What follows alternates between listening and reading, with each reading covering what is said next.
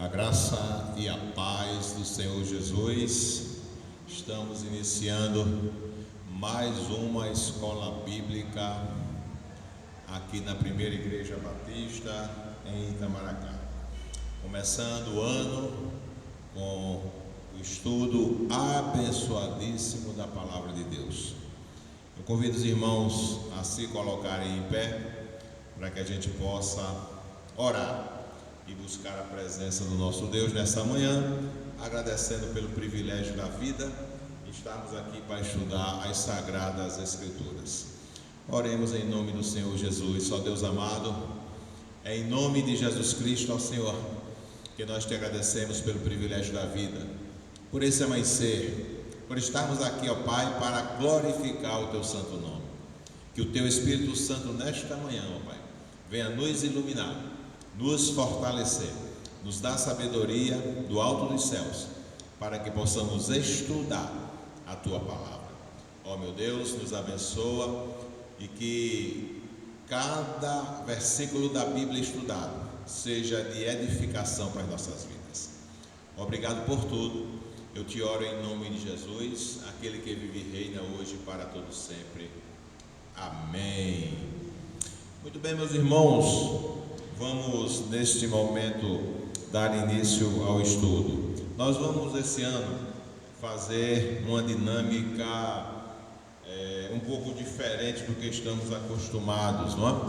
Vamos começar com o Evangelho de Jesus Cristo que Mateus escreveu, e ao longo dos estudos, quando terminarmos um livro, como por exemplo, terminarmos o Evangelho que Mateus escreveu, nós iremos fazer alguns estudos com temas específicos. E em seguida, nós retornamos com o estudo de mais um livro das Sagradas Escrituras. Começando no capítulo 1, nós iremos estudar hoje o capítulo 1, tá?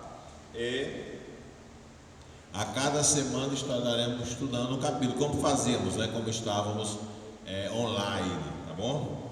Vamos começar fazendo aqui a leitura do capítulo 1, a partir do versículo 1. Nós vamos ler até o versículo 17, para a honra e a glória do nome do Senhor. Vamos então começar, né? Eu vou fazer toda a leitura, porque é um bloco só que a gente vai começar a entender, tá certo?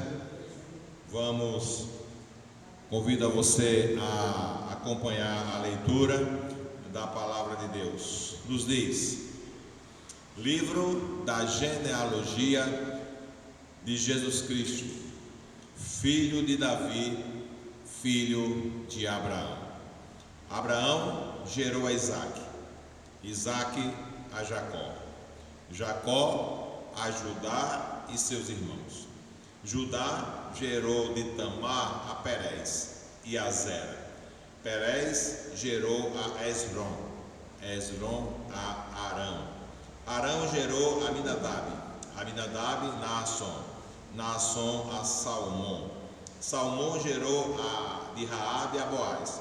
Este de Rute gerou a Obed, e Obed a Jessé. Jessé gerou o rei Davi, e o rei Davi a Salomão, da qual foi mulher de Urias. Salomão gerou a Roboão, Roboão a Abias, Abias a Asa. Asa gerou a Josafá, Josafá a Jorão, Jorão a Uzias. Uzias gerou a Jotão, Jotão a Acais, Acais a Ezequias.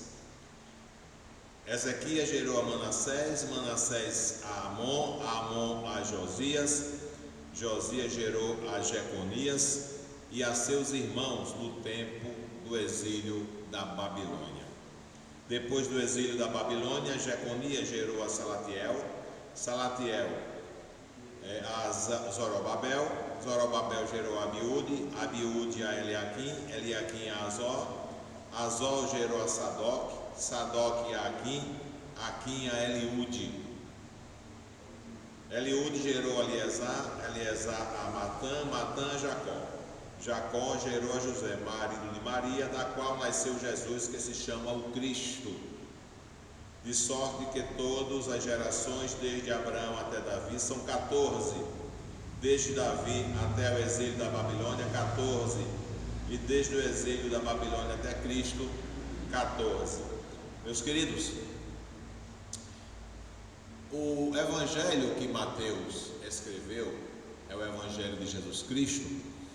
Ele começa com a genealogia, que é as descendências, não é? Começando desde Abraão até Jesus Cristo, tá? É interessante essa genealogia. Às vezes a gente pensa que não vai aprender nada, mas tem coisas aqui importantes para a gente aprender, tá? Primeiro, irmãos, Mateus era aquele coletor de impostos, né? Também chamado como Levi, e que Jesus chamou para acompanhá-lo e se tornar um dos apóstolos, não? E Mateus, ele era judeu, tá? Ele era um publicano, né? Um publicano às vezes tem um nome pejorativo, né? Ah, fulano é publicano, mas aí o publicano quer dizer aquele que trabalha no serviço público na época. É claro que, como coletor de impostos, poderia haver também uma questão de, se a pessoa tivesse um caráter adequado, né, de suborno, de cobrar mais do que devia, de obrigar pessoas a pagarem o que não deveriam pagar, né, a roubar, na realidade, até da população. A Bíblia não diz sobre a conduta de Mateus, tá certo? Porém, a gente precisa entender que Jesus transformou a vida dele, não é? Como transforma qualquer vida em qualquer estado, seja uma pessoa que já tem uma boa conduta ou um bom caráter, até uma pessoa com um mau caráter, não é? Quantas pessoas na cadeia já não se converteram, não é? E já foram transformadas, não é? Então a gente não pode dizer que Mateus era corrupto, não é? Apenas que ele era um funcionário público, cobrador de impostos, tá bom? E aí ele começa, como sendo judeu, ele escreve essa genealogia não a partir de Adão, como é o caso de Lucas, mas a partir de Abraão, que é o pai da nação de Israel, também conhecido como pai da fé, também conhecido como amigo de Deus, não é? Então ele começa justamente a trazer para a gente a genealogia desde o pai da nação, que se chama Abraão, ok, irmãos? Então você vai ver aqui nesse texto que ele vem trazendo algumas a genealogia, tá? Observem aqui, por exemplo, que Abraão gerou a Isaac, Isaac a Jacó, Jacó a Judá e seus irmãos. Ele não cita os demais irmãos, né? Os outros 11 irmãos. Ele cita apenas Judá. Por quê? Porque Judá era o primogênito e também é da linhagem de Judá que vem Jesus. Por isso que tem aquele hino que diz, né? Ele é o leão da tribo de Judá, Jesus tomou nossas cadeias e nos libertou. Então, Jesus vem da linhagem da tribo de Judá. Também hoje nós conhecemos Israel como povo judeu. Por isso que é chamado esse nome, porque veio também da linhagem de Judá, tá certo? Então, ele vai contando aí à frente, né, toda a genealogia.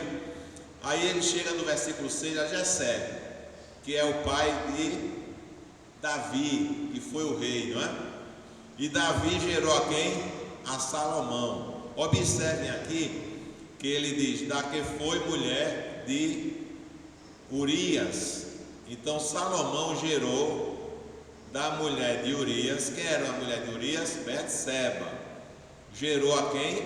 A Roboão, que foi o seu herdeiro. Porque não sei se vocês se lembram, mas quando Davi adulterou, que botou também Urias na frente de batalha para morrer, para ficar com a mulher dele, ele teve um filho com ela, mas esse filho Deus tirou. Porque era o filho de quê? Do pecado. Aí depois ele coabitou, né, com Betseba e teve o novo filho, o qual colocou o nome de Roboão, tá certo? E ele foi o primeiro, então ele era o herdeiro do trono de Davi, tá bom? Daí ele continua a história, né? Roboão, Abias, e vai aí até, tá? Chegar no exílio babilônico, tá certo? Chega no exílio babilônico por volta de 600 mais ou menos, né? Aproximadamente, né? Porque teve várias invasões da Babilônia contra o povo judeu, tá? Lembrando também que Roboão foi um dos causadores da divisão do povo judeu. Quando ele assume, né, ele queria ser aquele que ia oprimir mais o povo ainda. E acabou o povo se rebelando e 10 tribos foram para Jeroboão, que era um general, e ele ficou apenas com Judá e Benjamim, tá? E aqui você tem, então, até o cativeiro babilônico, tá? Que é um marco, e depois do cativeiro babilônico vai chegar então até José, que era marido de Maria, da qual nasceu Jesus, que chama o Cristo, né? Ou aquele que salva, não é? Então, no versículo 17, irmãos, a gente tem: de sorte que todas as gerações, desde Abraão a Davi, são 14, desde Davi até o exílio Babilônia, 14, e desde o exílio Babilônia até Cristo, 14. Então são 3 gerações, aliás, 3 momentos, cada momento desse com 14 gerações. Uma geração, na época bíblica, correspondia a 40 anos. Então, quantos anos foi de Abraão até Jesus? A gente faz essa multiplicação, né? 14 gerações vezes 40 anos vezes 3 períodos, né? Porque ele cita aqui 3 períodos. Isso dá mais ou menos 680 anos. Então, de Abraão até Jesus Cristo foram 1680 anos aproximadamente, tá? Então é o tempo desde Abraão, a formação do povo Israel, né, de Israel, até Jesus Cristo, tá certo? Então essas são algumas coisas que a gente aprende observando e estudando a genealogia de Jesus. Tudo bem até aí? Qualquer dúvida, os irmãos poderão fazer as perguntas, tá? Lembrando aos irmãos que hoje eu estou gravando aqui, e se a gente conseguir organizar melhor, será feito ao vivo, né, para os irmãos que estão assistindo, que querem acompanhar e assistirão em outros horários. Então, ao terminar aqui, eu vou depois colocar na rede social, né, na rede da igreja, no rede de discípulos, tá? E aí quem não assistiu poderá assistir em outro horário. Eu vou decidir realmente, irmão, sabe, se eu vou colocar ao vivo, porque às vezes ao vivo, alguns irmãos, vou assistir ao vivo, não vou na igreja, né? Aí pode acontecer essa situação também, mas estaremos orando para que Deus nos oriente, tá bom? Mas aquele que realmente gosta da escola bíblica e está trabalhando hoje e não pode vir, então mais tarde terá a oportunidade de estudar a escola bíblica dominical. Então vamos para o versículo 18. Também hoje a gente termina um pouquinho mais cedo, porque é o primeiro dia. A gente tem um texto de um capítulo curto também, mas a gente vai trabalhar em todo o Evangelho, capítulo por capítulo, tá certo? Nos diz assim: o nascimento de Cristo. A gente vai lendo agora os versículos e vai explicando, tá bom? Então nos diz assim: ora, o nascimento de Cristo foi assim: estando Maria, sua mãe, desposada com José, sem que tivesse antes coabitado, achou-se grávida pelo Espírito Santo. Então vamos entender aqui este versículo. O nascimento de Jesus Cristo foi assim. Então ele vai relatar o nascimento, tá? Estando Maria, sua mãe, desposada com José, isto é, O que significa essa palavra desposada? Já era casada? Ainda não. Porque na época os judeus eles faziam um compromisso entre as famílias para que depois de um período, era como se fosse um noivado, eles pudessem fazer o casamento e finalmente eles viverem juntos.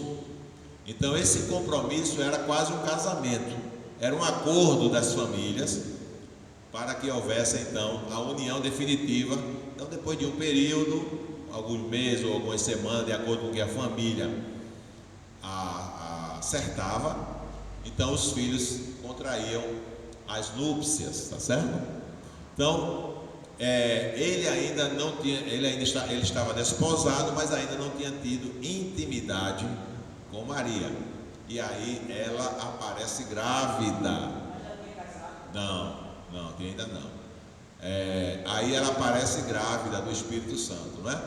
Era como se tivesse assim, olha, marquei o casamento para daqui a 30 dias, pronto.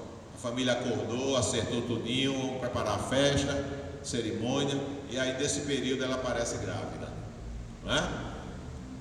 E aqui, aí começa o grande dilema de José.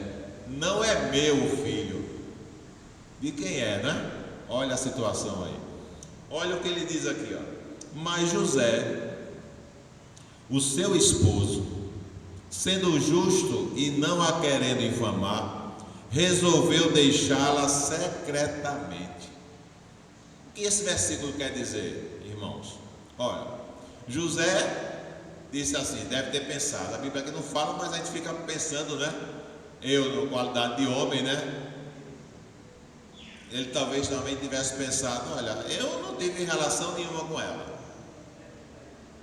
Ela havia falado que era virgem. E aí, agora ela parece grávida. Mas José tem uma característica, né? Uma característica que ele é um homem, graça e paz, irmão. Ele é um homem muito fiel a Deus. Era um homem sincero e um homem que gostava, amava Maria. Então, aqui a Bíblia diz, sendo ele seu esposo, né? Sendo justo e não a querendo infamar. Isso quer dizer o quê? Irmãos, depois que esse compromisso era feito, para que se desistisse desse momento, antes do casamento, era necessário que o noivo explicasse o porquê estava rompendo aquele compromisso de casamento, né? Antes de consumá-lo. E aí ele era homem justo.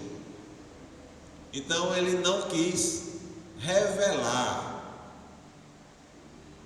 aos parentes o que estava acontecendo com Maria. E muitas vezes eles eram obrigados a escrever um documento no papel explicando por que estava deixando a mulher, já que estava tudo acertado para se confirmar o casamento. Então ele teria que colocar lá naquele papel, ou mesmo verbalmente, colocar o seguinte: eu, José, estou deixando Maria porque ela engravidou de outra pessoa e eu não tive nenhuma relação com ela. Então isso seria o quê? Uma difamação. Ela ia ficar como adúltera, como prostituta, não é? Mas ele, como era um homem justo, gostava dela e não queria defamar ela ou infamar, como o texto diz aqui. Aí está em Mateus 1, viu, irmão? Não querendo infamar, ele resolve secretamente ir embora. Mas por que ele quis isso, fazer dessa maneira? Porque no final a culpa seria dele, entenderam? Ele fez o filho nela antes da conclusão do casamento e resolveu ir embora, né? Talvez com vergonha, porque apressou o passo, porque não fez a cerimônia de casamento. Então ele ia assumir toda a culpa da criança. Ela ia ficar como a mãe que foi abandonada, ele levaria a culpa, ele iria secretamente deixar ela, cuidar da vida dele, e ela não ficaria como aquela que adulterou, que traiu, que teve relação com outro homem. Por isso que a Bíblia diz aqui que ele, sendo um homem justo, não querendo infamar ela, deixar ela com essa reputação de mulher, como diz a história, é fácil, né? E aí ela então ficaria como a que sofreu o dano. Tá certo? Tudo bem até aí? Tudo claro? Muito bem. Versículo 20. Enquanto ele pensava sobre isso, ponderava sobre isso, nestas coisas que tinham acontecido, eis que lhe apareceu em sonho um anjo do Senhor, dizendo: José, filho de Davi, não temas receber Maria, tua mulher, porque o que dela foi gerado é do Espírito Santo. Então, ele estava preocupado, pensando em ir embora, fazendo seus planos para deixar ela. Mas aí, em sonho, um anjo fala com ele. Irmãos, quem são anjos? São seres espirituais criados por Deus para a sua adoração e o seu serviço, e que também trazem mensagens e servem também a homens, quando Deus assim o determina. Então a palavra anjo quer dizer mensageiro, tá? Então é preciso ter muito cuidado, porque em nossos dias já existe aí algumas adorações a anjos, pessoas que ficam dizendo que conversam com anjos, pessoas que dizem que sabem o nome dos anjos, que eles vêm para falar com ela. Mas Paulo, na sua segunda carta aos Coríntios, diz que a gente tenha cuidado com Satanás, porque ele se transforma em anjo de luz. Anjo de luz. Então é muito importante esse cuidado, essa atenção, porque quando Jesus nasce, os pastores ouvem as vozes dos anjos, né? Anjos que vêm anunciar a glória a Deus nas alturas. Quando Isaías tem aquela visão, ele vê os querubins. Então tem serafins, tem querubins, né? O serafim, que era um adorador, o querubim era um anjo de guarda, tá certo?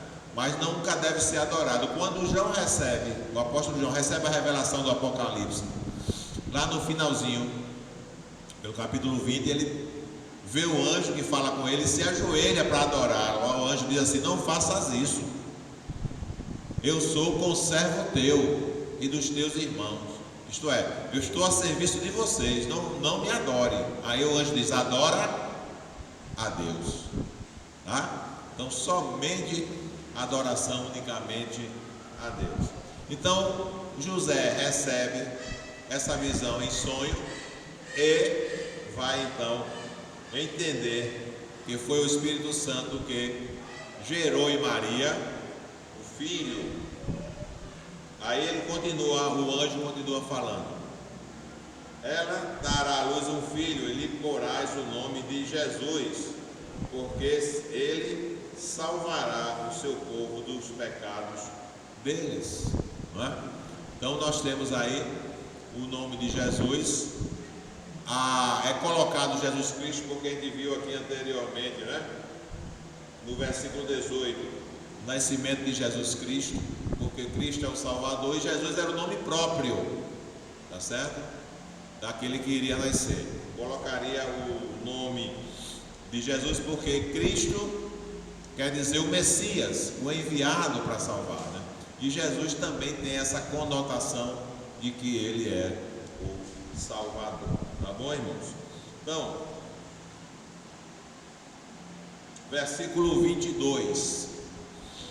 Ora, tudo isso aconteceu para que se cumprisse o que fora dito pelo Senhor por intermédio do profeta. Que profeta é esse, né? A gente vai ver aqui daqui a pouco. Vamos ver o que é que o profeta diz. Eis que a Virgem conceberá e dará à luz a um filho, e ele será chamado pelo nome de Emanuel, que quer dizer Deus conosco. Quem foi esse profeta que revelou essa passagem, esse nascimento antes, de Jesus nascer? Isso está em Isaías, não é? O profeta Isaías, capítulo 7, versículo 14. Então Isaías, 600 anos antes de Jesus Cristo, ele já profetizou isso, que o menino nasceria, não é? A virgem conceberá e dará à luz um filho, e ele será chamado pelo nome de Emanuel, que a gente já falou, quer dizer o quê? Deus conosco.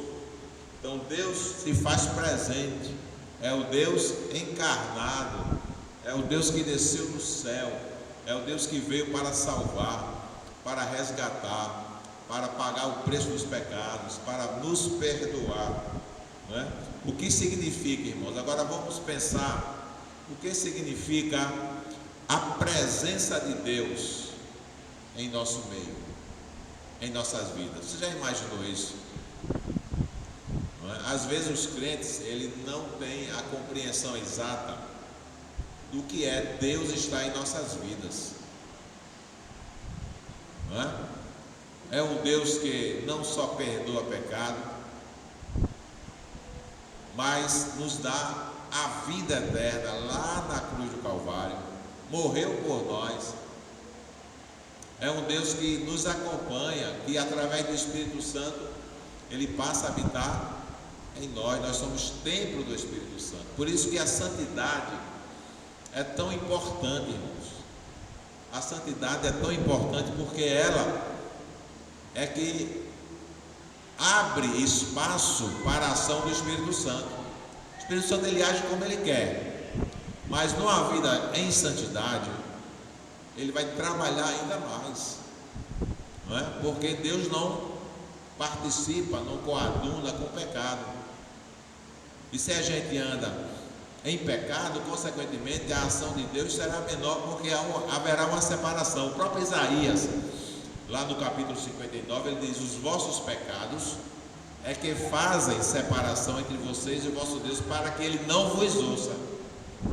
Observe, olha a frase que ele diz: o vosso pecado é que faz separação entre vocês e o vosso Deus. Não é entre Deus e vocês, mas é entre a gente e Deus. A gente é que se afasta. O pecado nos leva a um afastamento de Deus. Por isso que a gente tem que ter muito cuidado. E nós pecamos, irmãos, de diversas formas. Pecamos por palavras. Antes das palavras saírem, já pecamos pelo pensamento, porque Deus lhe diz: olha, antes de você falar, eu já sei a palavra. Então a palavra é formada no cérebro antes da gente pronunciar. E depois do pensamento ou da vontade no coração, a gente fala ou a gente age, não é? Então no cérebro é formado todas as nossas ideias. A gente coloca no coração, né, os sentimentos, é porque o coração, né, ele é atribuído a essa fonte, né, de emoções, né? Porque quando a gente tem uma emoção, o coração dispara, né? A gente fica assim, o coração aquela... Mas tudo está no cérebro. O irmão João Carlos, que fez a cirurgia de cérebro para tirar a água no cérebro, né? Talvez receba alta hoje ou amanhã. Os irmãos viram o áudio da esposa, a irmã Eliane. Ele estava com dificuldade de andar. Não sei se alguém observou aqui. Ele andava se arrastando, né? Às vezes errava a nota ali musical, se atrapalhava um pouquinho, não é? E tudo isso lá, nosso irmão, falando, andando. Ele andava assim, meio se balançando, andando normal, tudo porque o cérebro estava pressionado com aquele líquido. Então as coisas se formam no nosso cérebro, e se o nosso cérebro não estiver sendo alimentado com coisas boas, com a palavra de Deus, ele vai ser influenciado pelo mal. E a santidade, irmãos, ela vem desse exercício de oração, de estudo da palavra, de estar nos cultos, de se afastar das coisas más, de não deixar que palavras ruins saiam da nossa boca, porque a Bíblia diz, né? Pode uma árvore boa dar maus frutos? Não. Uma árvore boa dará bons frutos. Então, se nós somos árvores boas, devemos o quê? Sempre dar bons frutos. Então, tenhamos sempre cuidado, sabe? Porque a presença de Deus em nossas vidas, irmãos, é algo tremendo, que muda a nossa vida, a nossa história, sabe? Que nos guia diariamente. Paulo diz nas suas cartas, especialmente na carta aos Efésios, né? Diz assim: não entristeçais o Espírito Santo do Senhor, com o qual fostes selados para o dia da redenção.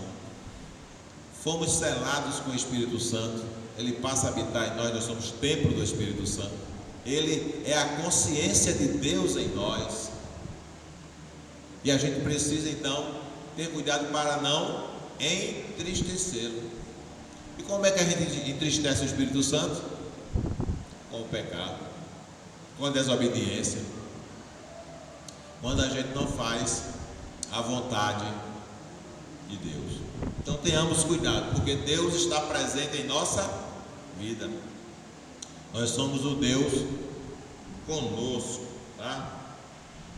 Então observemos aqui a consequência das revelações de Deus, irmãos. As revelações de Deus para nossas vidas trazem consequências. Olha o que acontece na vida de José. Despertado José do sono, fez como lhe ordenara o anjo do Senhor e recebeu sua mulher. Agora já ele cita aí, não é?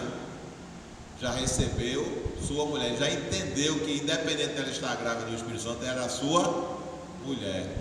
Então houve o que? Quando há a revelação de Deus, houve uma mudança de pensamento, uma mudança de atitude.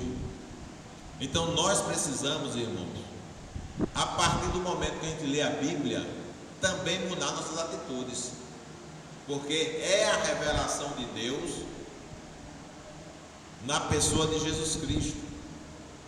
A carta aos Hebreus, lá no capítulo 1, ele diz assim: havendo Deus falado de diversas formas pelos profetas, pelos nossos pais, nos últimos dias nos falou por meio de Jesus Cristo, a quem constituiu herdeiro de todas as coisas.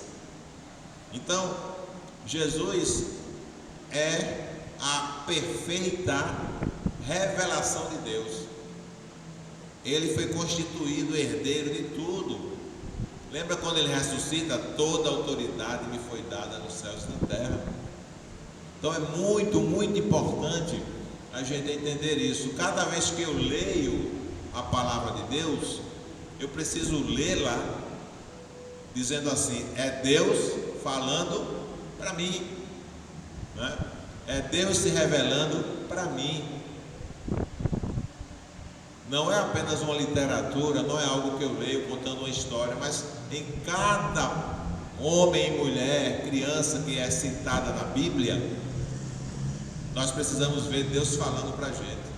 No exemplo, estávamos num retiro, né, de adolescentes, que foi muita bênção. Estudamos muito o livro de Daniel, e cada passagem do livro de Daniel era Deus falando para a gente. Por isso que Jesus muitas vezes diz assim: quem tem ouvidos para ouvir, ouça. Por que ele diz isso? Porque não é só a gente escutar, não é só ter ouvidos, precisa ouvir bem.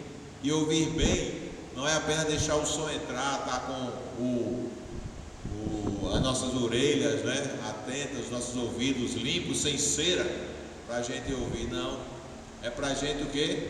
Ouvir e meditar, trazer para dentro do nosso cérebro, do nosso pensamento aquela palavra, escutar, meditar, aprender e aplicar na nossa vida. Por isso que eu uso É o quê?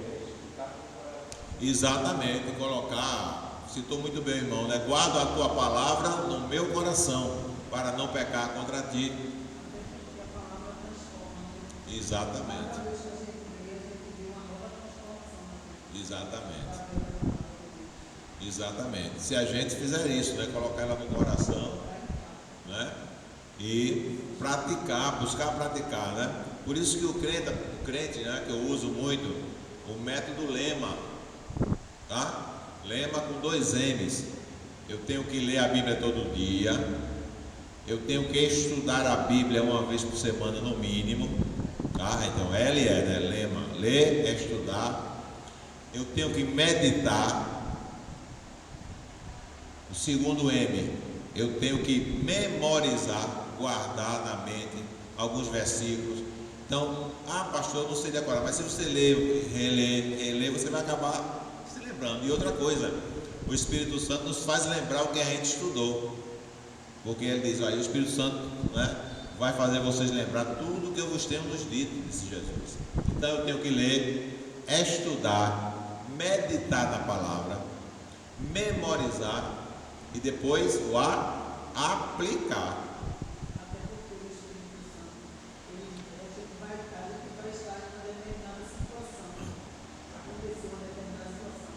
Certo.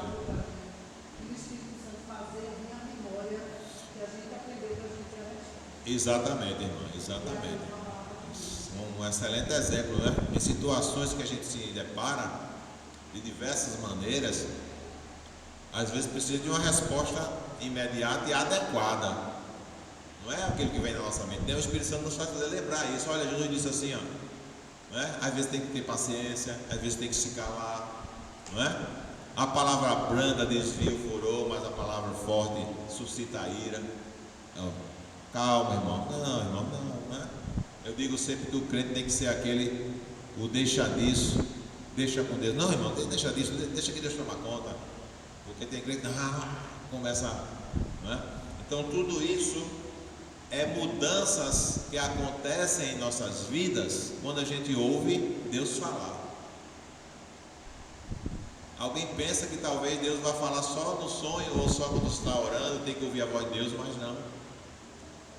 Toda a revelação de Deus está completa. É claro que em alguns momentos específicos Ele vai falar ao seu coração, Ele vai reforçar.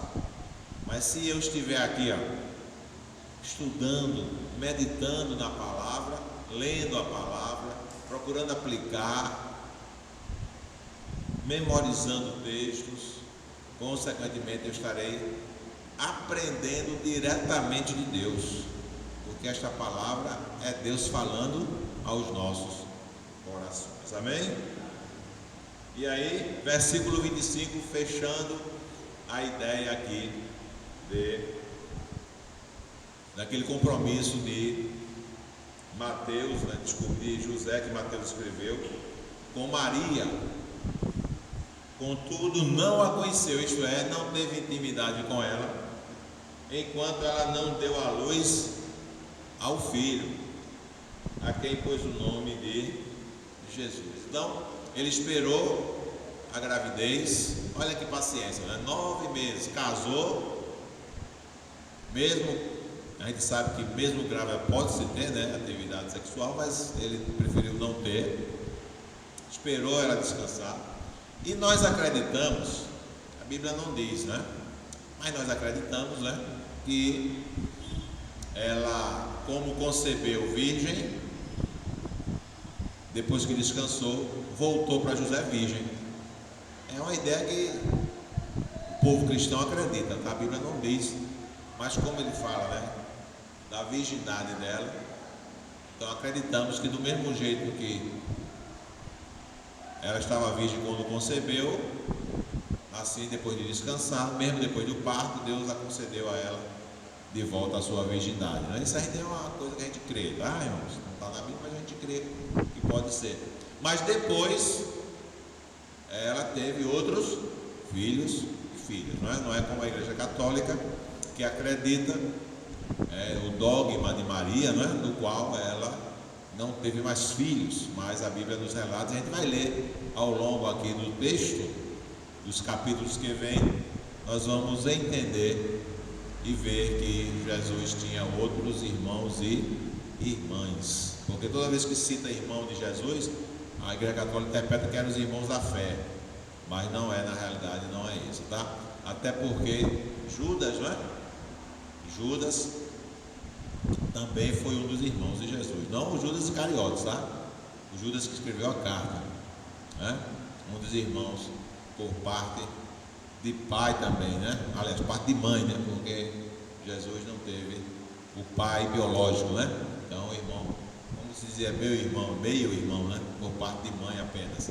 Mas tenhamos aqui a entender que assim Deus prouve trazer essa história, né? Esse nascimento de Cristo registrado aqui em Mateus, da maneira que pudéssemos ver o nascimento de Cristo com o poder do Espírito Santo. Porque se fosse talvez só do casamento deles dois, né, talvez alguém desacreditasse, né? Mas aqui a gente começa a comprovar. E eu quero também informar os irmãos que toda a Bíblia, meus irmãos, a Bíblia ela é um livro de fé, nem é livro de ciência, não é um livro de história, apesar de que muitos do que nós temos de história no Antigo Testamento e no Novo Testamento já foram comprovados, tá? Mas o interesse da Bíblia não é dizer que aquele fato foi daquele jeito, mas quer dizer que aquele fato foi Deus que comandou a história, tá? E que Deus criou, por exemplo, né, a questão da criação do universo, do mundo, né, das pessoas. Deus criou tudo, né? Nós somos criacionistas. Nós não acreditamos em negócio de evolução, porque do nada não sai nada, irmão, né? Se eu não tenho nada, como é que vai surgir alguma coisa? Não surge nada, a não ser que uma força maior, um poder maior crie, né, do nada algo, que é justamente o que Deus fez. É o que a gente chama na teologia, né, da causa não causada. Quer dizer, Deus causou toda, quer dizer, causou a criação, criou todas as coisas, mas Ele mesmo não é causado, mesmo Ele não é criado, Ele existe por si só. Ele é, não é? Ele é. Ok, irmãos? Alguma pergunta? Então, como esse capítulo é bem curtinho, a gente vai fazer uma oração, mas antes vamos cantar o hino, vamos ficar em pé para cantar o hino. Próximo encontro, capítulo 2. Então vocês vão ler o capítulo 2. E para o enriquecimento melhor, tá? Melhor, anotem as dúvidas que vocês tiverem, né? Um caderninho aí, ou uma folhinha de papel. Eu não entendi isso, pastor, eu não entendi essa palavra, eu não entendi o que significa isso. Explique melhor essa parte aí que eu não entendi, tá? Porque a grande diferença, sabe, irmãos, da escola bíblica não é apenas o professor, mas é o aluno. Quanto mais vocês perguntarem, mais rica fica a escola bíblica. Lembra daquela história que quem faz a escola é o aluno? Não é? Pode ter professores excelentes, mas se o aluno não ligar. A gente conhece história de homens aqui mesmo em Igaraçu, né, onde eu moro. Tem a história de um rapaz que era muito pobre, catava lixo, estudou na época nos colégios públicos mais fraquinhos que tinha em Igaraçu, né? Que hoje, graças a Deus, são boas escolas, todas elas, mas na época que eu era adolescente, jovem, tinha muitas escolas fraquinhas, e ele estudou com uma das mais fraquinhas, mas ele passou no vestibular em 3 faculdades, se tornou um grande médico, sabe? Ele ajudava o pai a catar lixo, catar reciclados, né? Então, não é só a escola, é o aluno.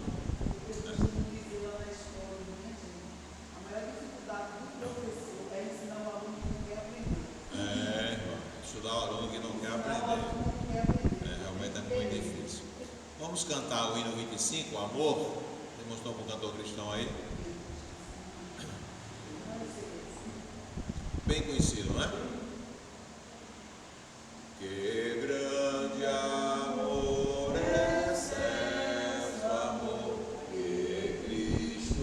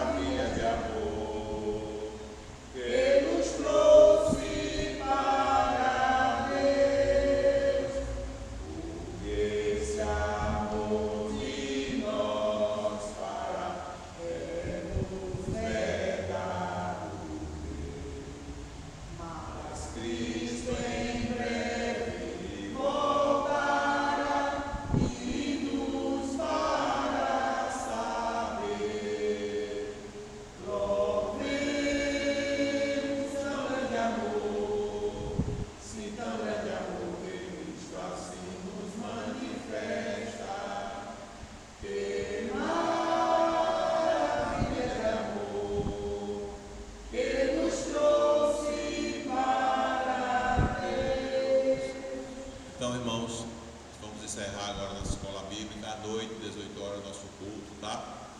E hoje eu quero começar também um momento de oração antes do culto, tá? Então, se você pode chegar às 5h30, nós vamos fazer 15 minutos de intercessão a Deus, tá?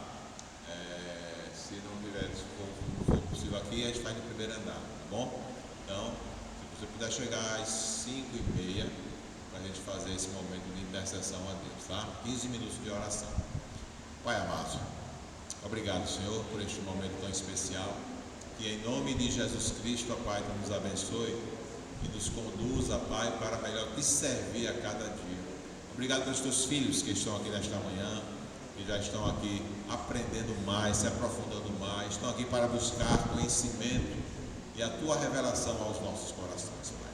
Obrigado, nos leva agora em paz para os nossos lares, nos dá, ó Pai, um dia em tua presença, que mais tarde estejamos te cultuando em espírito e em verdade. Eu te oro em nome de Jesus, aquele que vive e reina hoje para todo sempre. Amém.